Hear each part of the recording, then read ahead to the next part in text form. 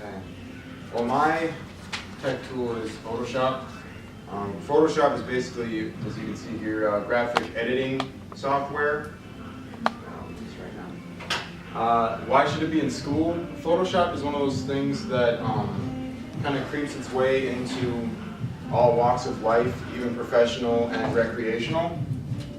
I was reading a source that was talking about the professional printing industry, which does t-shirts or pins or even billboards. And they said that not only their employees are undereducated in it, but that their customers aren't, which was very interesting to me, talking about how the customers didn't know how to make compatible files so that they could be worked on, and they said that it should be taught. For teachers, it could be used to, I know some teachers are on committees where they have to come up with a presentation, or they have to do the yearbook, so they could use it for yearbook or presentation. Some pros of this is it's pretty easy to learn with all the online tutorials. I'm teaching myself right now how to use it. And it is up to date, and it also has room for advancement. So you could learn how to use this, and it will teach you how to advance, so you could do it professionally. But with this comes a con. It's very time consuming to learn. It's it has hundreds and thousands of videos, because I heard some people that teach Photoshop that they teach a whole semester on just one button. So you'd have to come up with whole new curriculum, and it would be very hard.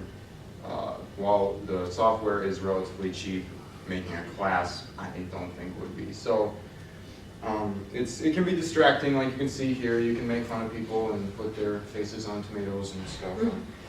There also is a moral issue with bullying, and I'll touch on that a little later. An example of it used in the classroom, in 2003, FSU professor took her design class into a ghetto in Miami, and they decided to teach the poor community there how to do art. And the catch was that the students didn't know how to use Photoshop yet, so they had to learn with the people of the community how to learn. So they eventually did, and they made some art, and it was good.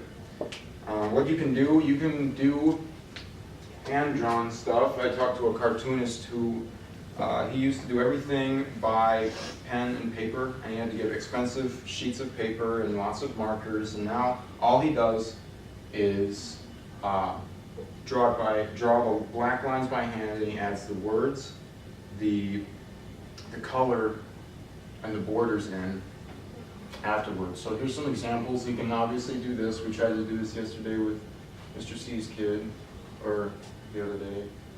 This is, you can restore old photos, so if you have something ruined in the class and you need to restore it, you can scan it, and you can use the spot healing tool to repair it. You can also get rid of things like red eye.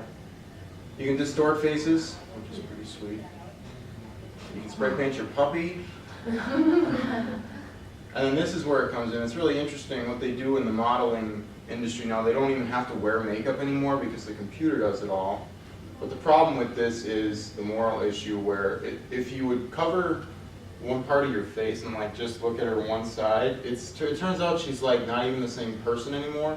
And they kind of distort what beauty is, or what, it's kind of big. I heard a lot of speeches on how the modeling industry kind of morphs with our heads a bit.